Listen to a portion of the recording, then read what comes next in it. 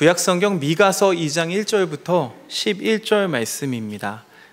미가서 2장 1절부터 11절 말씀, 오늘 누가복음 10장도 함께 보기 원하는데 누가복음 10장은 후에 읽어보도록 하겠습니다. 저와 여러분들이 한 절씩 교독하고 11절 말씀은 함께 합독하시겠습니다. 그들이 침상에서 죄를 꾀하며 악을 꾸미고 날이 밝으면 그 손에 힘이 있으므로 그것을 행하는 자는 화 있을진저.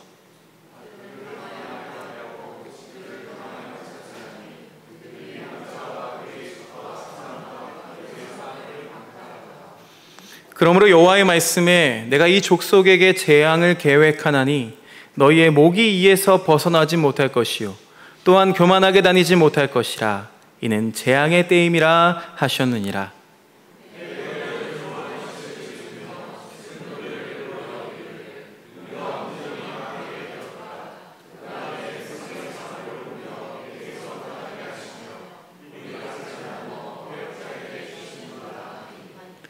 그러므로 여호와의 회중에서 분깃에 줄을 댈 자가 너희 중에 하나도 없으리라.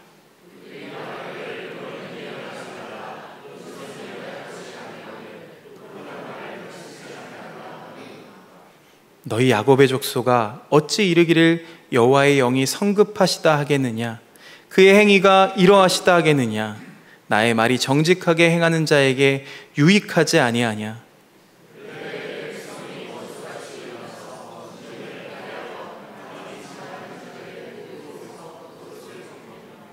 내 백성의 부녀들을 그들의 즐거운 집에서 쫓아내고 그들의 어린 자녀에게서 나의 영광을 영원히 빼앗는도다.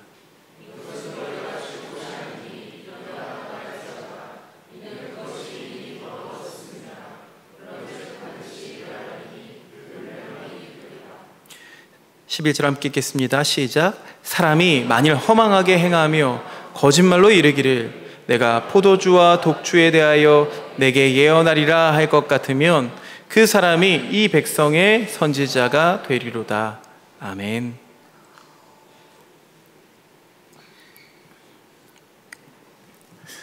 참 무더운 여름을 보내고 있습니다. 가끔씩요, 에어컨 없이 여름을 보냈던 90년대가 떠오릅니다. 옛날 사진들도 가끔 보게 되고요. 옛날 영상들도 있더라고요. 잠깐 사진 좀 보여주실까요? 네. 에어컨 없이 존버했던 90년대 여름 클래스. 보통 이제 쉬는 시간마다 남자아이들은 머리를 감습니다. 수도가에서 머리를 감아요. 그래서 늘 머리가 젖어 있습니다. 그게 일반적이었고, 이렇게 얼음 보틀 있잖아요. 얼음 물병은 늘 지참해야 되는 그런 준비물 중에 하나였죠. 그리고 그 밑에 사진 보시면 한여름에 밤에 가면은 한강 고수부지에서 주로 볼 수 있었던 풍경이었습니다. 그래서 집을 내비두고 밖에 나와서 잠을 청하고 계시는 그런 장면이죠. 지금은 이런 장면이 생경한 장면인데 그때의 추억들을 생각해 보면 또 정겹기만 합니다. 그때도 더웠고 지금도 더운데 왜 지금은 이렇게 더 덥게 느껴지는 걸까요? 이 열병에 걸려버린 지구별을 살아가는 우리가 서로에게 냉수 한 그릇이 되어준다면 참 좋겠습니다.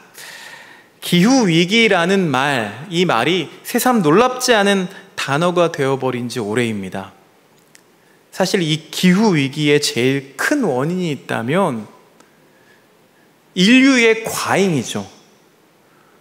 지구에서 인간이 살아갈 수 있는 생태 용량이 유한하건만 인간의 탐욕은 멈추지 않고 이 바벨탑을 계속 쌓으면서 생태계를 파괴하고 있습니다. 지구가 수용할 수 있는 적정 인구는 40억 명이라고 합니다. 2022년 말 통계에 따르면 전 세계 인구는 80만 명이라고 합니다.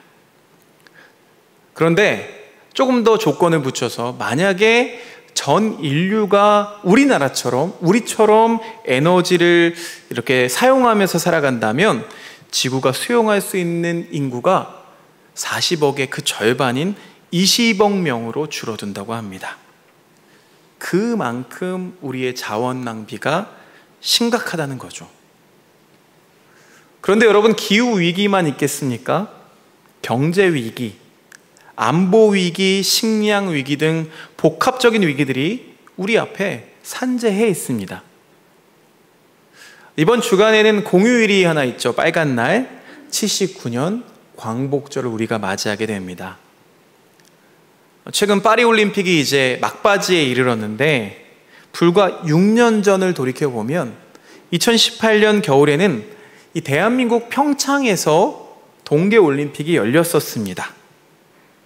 남북한이 전체가 다 같이 단일 팀을 이룬 건 아니지만 그 중에서 몇 종목을 선택해서 코리아라는 하나의 이름으로 단일 팀을 꾸렸습니다. 그 덕에 당시 살얼음판처럼 위태로웠던 이 한반도 정세가 화해 국면으로 전환되었습니다. 그러나 최근 이 한반도를 보면은요, 주변 강대국들의 이익 추구와 또 그들의 입장 때문에 다시 남북 관계는 긴장으로 돌아섰습니다. 이제 평화가 아니라 전쟁을 걱정해야 하는 시대가 되었습니다. 비단 남북 간의 문제뿐만이 아니죠. 대한민국 안에서도 이념 대결이 심각합니다. 정치가 극단적인 이념 투쟁을 하고 있어서, 혐오 발언을 하고 있어서 국민들을 갈라치게 하고 있어서 아주 매우 위태롭습니다. 국외적으로도 국내적으로도 평화는 요연해 보이고 위기의 시대가 도래했습니다. 이런 위기의 상황이 오게 되면 인간들은 그 위기를 돌파하기 위해 늘 희생양을 만듭니다. 프랑스의 철학자 르네 지라르는 이 희생양을 파르마코스라고 했죠. 희생양을 만들 때에 가장 악질적인 방법이 있는데요, 그게 바로 악마화입니다. 악마화라는 단어는 심리학 용어인데요, 제가 학교를 다닐 때만 하더라도 저는 남자 중학교를 나왔습니다. 그리고 군생활하는 가운데서도 이 군기를 세우기 위해서, 중학교에 왜 군기가 있어야 되는지 모르겠지만 이 군기를 세우기 위해서 때로는 전체를 얼차려 주지 않습니다. 시범 케이스로 한 사람에게만 아주 혹독하게 벌을 주어서 전체를 아주 긴장 상태를 만들어 버리죠. 이렇게 악마화란 한 사람 또는 한 단체를 악마화해서 전체의 희생양으로 삼는 것입니다. 이게 도대체 무슨 심리일까요?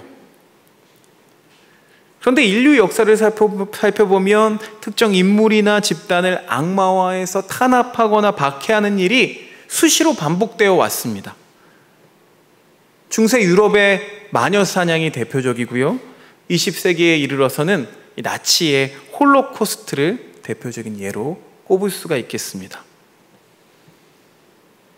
이런 사례들에서 우리가 알 수 있듯이 일반적으로 이 악마화를 하는 주체는 지배층이고요, 악마화의 대상은 정치적 반대편이거나 아니면 사회적인 약자들입니다. 약자의 종교라고 부르는 우리 기독교와는 정반대의 방향성을 가지고 있기 때문에 진정 그리스도인이라면 이런 전략에 휘말려서는 안 될 일입니다. 이런 전략에 영향받은 사람들은 두 방향으로 흐르게 되는데요, 하나는 침묵하거나 하나는 분노하게 되는 거죠. 우리가 사는 시대가 딱 그렇습니다. 평화, 통일이라는 말은 아득해지고 사랑과 자유라는 말은 미움과 구속으로 변질되어 가고 있습니다. 평화가 위태로운 위기의 오늘입니다. 자, 오늘 미가서 말씀은요, 평화를 회방 놓는 방해꾼들이 등장합니다. 미가가 살던 시대도 다르지 않았던 거죠. 그 당시에 종교, 사회 지도자들이 바로 그런 회방꾼이었다는 겁니다. 결국 이들 때문에 나라가 위기에 처합니다. 여러분, 자고로 지도자란 성김의 종이 되어야 합니다. 전쟁이 아니라 평화를 말해야 하고 미움이 아니라 사랑을 선포해야 합니다. 그런데 애석하게도 평화를 위해서 일하는 사람들은 반대로 고난을 받습니다.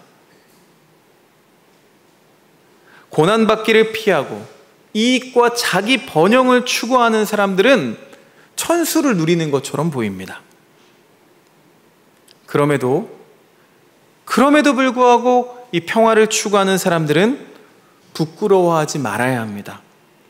영원 전부터 그리스도 예수 안에서 우리에게 주신 은혜대로 싸워 나가야 합니다. 사도 바울이 그래서 디모데에게 이렇게 당부하죠. 디모데후서 1장 8절 말씀 함께 읽어보겠습니다. 시작. 그러므로 너는 내가 우리 주를 증언함과 또는 주를 위하여 갇힌 자 된 나를 부끄러워하지 말고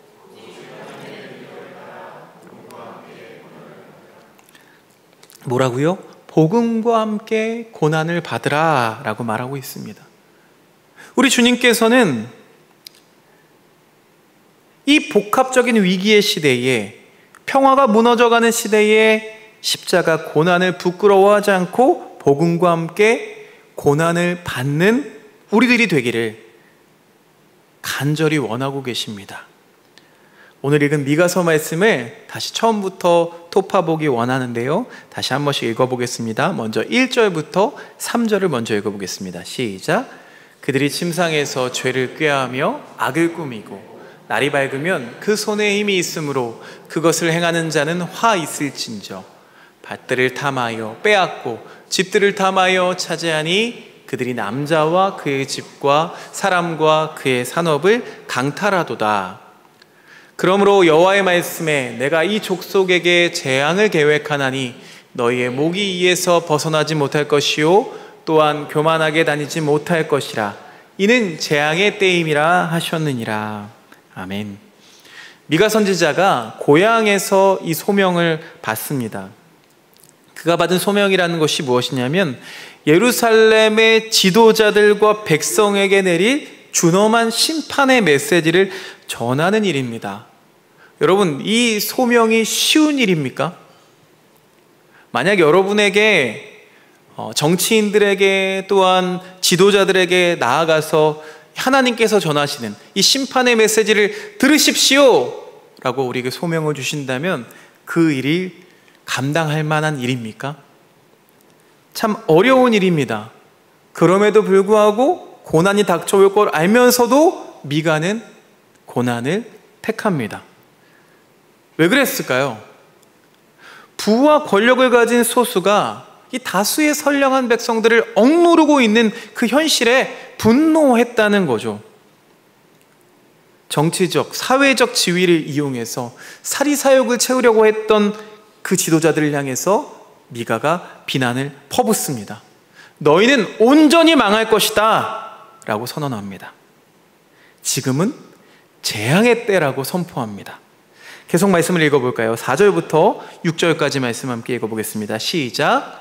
그때에 너희를 조롱하는 시를 지으며 슬픈 노래를 불러 이르기를 우리가 온전히 망하게 되었도다. 그가 내 백성의 산업을 옮겨 내게서 떠나게 하시며 우리 밭을 나누어 패역자에게 주시는도다 하리니 그러므로 여호와의 회중에서 분깃에 줄을 댈 자가 너희 중에 하나도 없으리라. 그들이 말하기를 너희는 예언하지 말라. 이것은 예언할 것이 아니거늘 욕하는 말을 그치지 아니한다 하는도다. 자, 부와 권력을 가진 자들이 결국에는 어떤 노래를 부르게 된다고요? 애도하는 노래, 조가를 부르게 된다고 말하고 있습니다. 이렇게 미가는요, 미가서 2장과 3장이 이르기까지 이 지도자들의 타락과 패역함을 고발하면서 그들에게 회개를 촉구하고 있습니다. 결국 말씀에 따르면 이 권력을 가진 지도자들의 착취 때문에 남유다가 결국에는 멸망하리라 라고 예언하고 있습니다. 7절부터 9절 말씀 제가 읽어 올리겠습니다. 너희 야곱의 족속아 어찌 이르기를 여호와의 영이 성급하시다 하겠느냐 그의 행위가 이러하시다 하겠느냐 나의 말이 정직하게 행하는 자에게 유익하지 아니하냐 근래에 내 백성이 원수같이 일어나서 전쟁을 피하여 평안히 지나가는 자들의 의복에서 겉옷을 벗기며 내 백성의 부녀들을 그들의 즐거운 집에서 쫓아내고 그들의 어린 자녀에게서 나의 영광을 영원히 빼앗는도다. 7절부터 9절 말씀 보니까 이스라엘의 권력자들이 이 평안히 지내고 있는 사람들을 이렇게 괴롭혔다는 거예요. 빼앗고 겉옷을 벗기고 또 부녀자들을 괴롭히고 어린 자녀에게서 소망을 뺏어버리는 거죠. 그래서 미가는 하나님의 심판을 이어서 경고하고 있습니다. 10절, 11절 말씀 같이 읽어보겠습니다. 시작. 이것은 너희가 쉴 곳이 아니냐.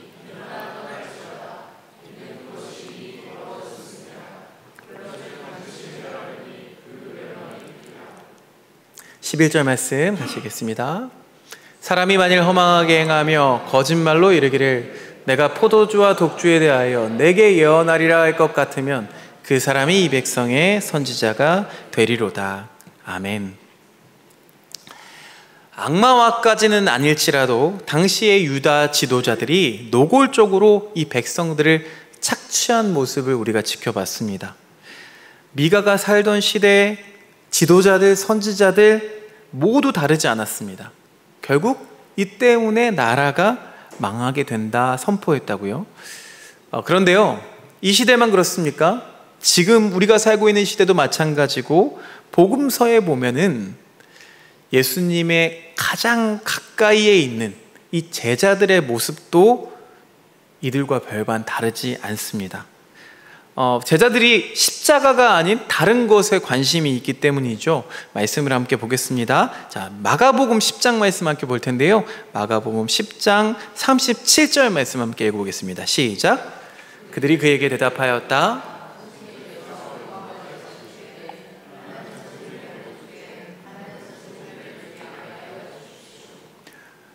충분히 할 만한 부탁인 것 같습니다. 그렇죠? 내가 열심히 주님을 따라다녔으니까 주님 나에게 주님 영광의 때에 내가 오른편 왼편에 앉게 해주세요. 충분히 해볼 만한 부탁인 것 같은데요, 이 말을 하고 있는 시점이 정말 중요합니다. 마가복음을 쭉 읽어보면 이 시기가 언제이냐면 주님과 제자들이 지금 예루살렘 성으로 가고 있는 중입니다. 그 끝은 무엇이 기다리고 있습니까? 십자가의 고난이 기다리고 있죠. 그런데 느닷없이 야고보랑 요한이 주님께 높은 자리를 요구하고 있는 거예요. 그런 요구에 대한 주님의 대답을 함께 보겠습니다. 40절 말씀 함께 이어서 읽어보겠습니다. 시작. 그러나 내 오른쪽과 내 왼쪽에 앉는 그 일은 내가 허락할 수 있는 일이 아니다. 정해놓으신 사람들에게 돌아갈 것이다. 내가 허락할 수 있는 일이 아니다. 정해놓으신 사람들, 그들에게 돌아갈 것이다. 물론 이런 요구를 했던 당사자인 이 야고보랑 요한은 결국 예수님의 잔과 세례를 받습니다.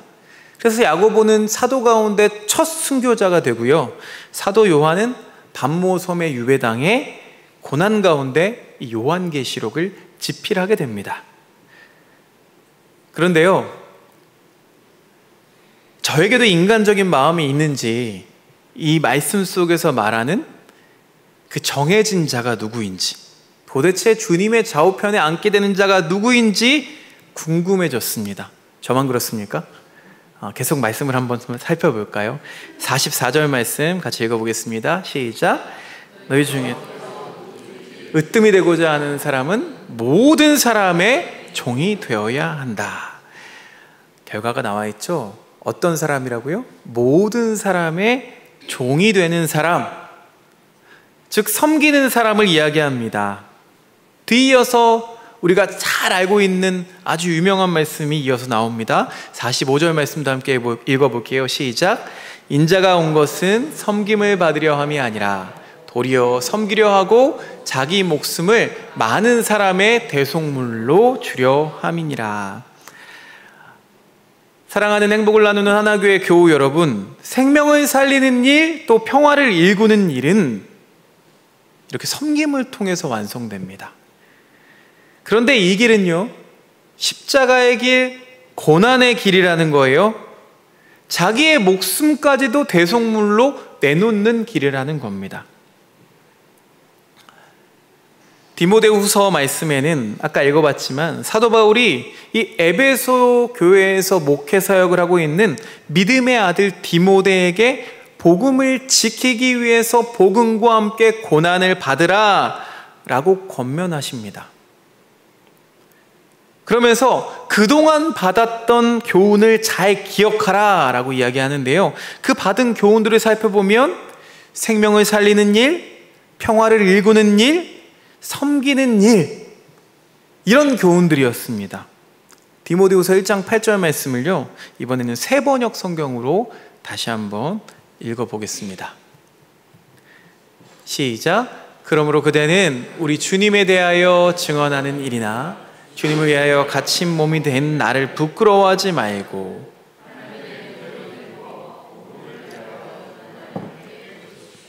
아멘. 주님을 위해서 감옥에 갇힌 나 자신 바울을 부끄러워하지 말고 복음과 함께 고난을 받으라. 여러분, 이 말씀은 디모데에게만 주시는 말씀이 아닙니다. 우리 모두는 이 일을 위하여 세우심을 입었습니다. 믿으십니까? 디모데후서 계속 이어서 함께 보기 원하는데요, 9절부터 11절 말씀 이어서 함께 읽어보겠습니다. 시작. 하나님께서 우리를 구원해 주시고 거룩한 부르심으로 불러주셨습니다. 그것은 우리의 행실을 따라 하신 것이 아니요 하나님의 계획과 은혜를 따라 하신 것입니다. 이 은혜는 영원 전에 그리스도 예수 안에서 우리에게 주신 것인데 이제는 우리 구주 그리스도 예수께서 나타나심으로 환히 드러났습니다. 그리스도께서는 죽음을 패하시고 복음으로 생명과 썩지 않음을 환히 보이셨습니다.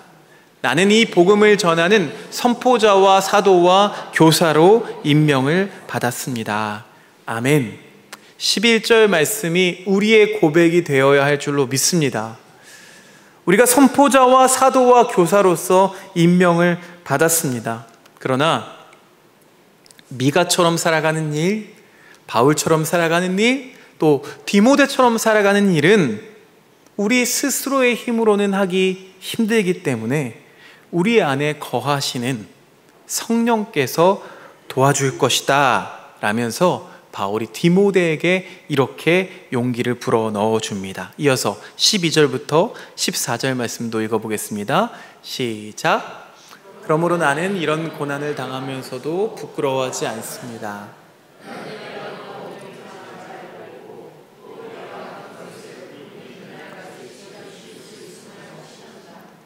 그대는 그리스도 예수 안에 있는 믿음과 사랑으로 나에게서 들은 건전한 말씀을 본보기로 삼고 우리 안에 살고 계시는 성령으로 말미암아 그 맡은 바 선한 것을 지키십시오. 아멘. 사랑하는 행복을 나누는 하나교회 교우 여러분, 지금 우리는 폭염, 폭우, 태풍 등 심각한 기후위기 시대를 살아가고 있습니다. 또 평화가 아닌 미움과 혐오로 가득한 세상, 그런 세상은 이 위기를 더욱 부채질하고 있습니다. 오늘날 한국 기독교가 위기라고 말합니다. 그 위기의 원인은 무엇인가요? 언제부터인가 교회 안에 이런저런 칸막이가 들어섰습니다. 구한말 초기 우리나라 신앙 공동체에는 칸막이가 없었습니다. 남쪽의 하나님과 북쪽의 하나님이 따로 있지 않았습니다. 남자의 하나님과 여자의 하나님이 따로 있지 않았습니다. 부자의 하나님과 빈자의 하나님이 따로 있지 않았습니다. 경상도의 하나님, 전라도의 하나님이 따로 있지 않았습니다. 진보의 하나님과 보수의 하나님도 따로 있지 않았습니다.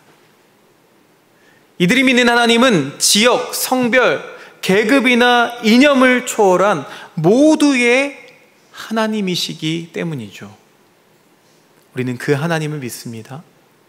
그런데 언제부터인가 지역, 성별, 신분이나 계급, 이 이념의 칸막이들이 눈에 보이진 않지만 이 기독교 공동체 안에도 무수히 설치되었습니다. 그러다 보니 교회가 교회다움을 상실했습니다. 하나님 나라를 추구하는 교회가 세상의 가치를 숭배하는 세상의 한 집단으로 전락해 버렸습니다. 하나님 나라의 가치와 법도를 가르쳐야 되는 이 교회 지도자들이 세상의 가치와 법도를 설파하고 있습니다. 교회에서도 세상과 마찬가지로 남보다 앞서라고, 남 위에 자리하는 것을 성공이라고 가르칩니다. 기독교의 본질 중 아주 중요한 하나인 이 종됨이나 섬김이라는 단어는 그저 구호에 지나지 않습니다. 교회가 교회다움을 회복하려면 이 칸막이를 허물어야 합니다. 그래야 다시 역동성을 되살릴 수 있습니다. 사회의 존경과 신뢰를 회복할 수 있습니다. 비로소 이 땅에서 기독교가 다시 흥왕할 수 있습니다. 여러분, 이 땅의 초대교회가 보인 초월과 맞섬, 그것을 복원하는 일이 급선무입니다. 교회개혁은 언제나 교회 안에 들어온 그 세상의 칸막이들, 나아가 우리 사회의 여러 칸막이들을 허무는 일에서부터 시작됩니다. 광복 79년을 앞둔 오늘 주일, 이 고난과 위기의 때에 평화를 일구고 또 사랑을 선포하게 하시기 위해서 주님의 참된 제자로, 사도로 주님은 우리를 부르셨습니다. 이런 재앙의 때에, 이런 위기의 때에 여러분, 고난을 부끄러워하지 마십시오. 두려워하지 마십시오. 용기를 내십시오. 복음을 전하십시오. 섬김의 모든 것을 섬길 수 있는 섬김의 종으로 살아갈 수 있는 저와 여러분들 되시기를 주님의 이름으로 축원드립니다. 사랑의 하나님, 감사합니다. 모든 것을 주시는 주님, 그 주님을 고백하면서도 모든 것을 섬기지 못하는 우리의 모습을 회개합니다.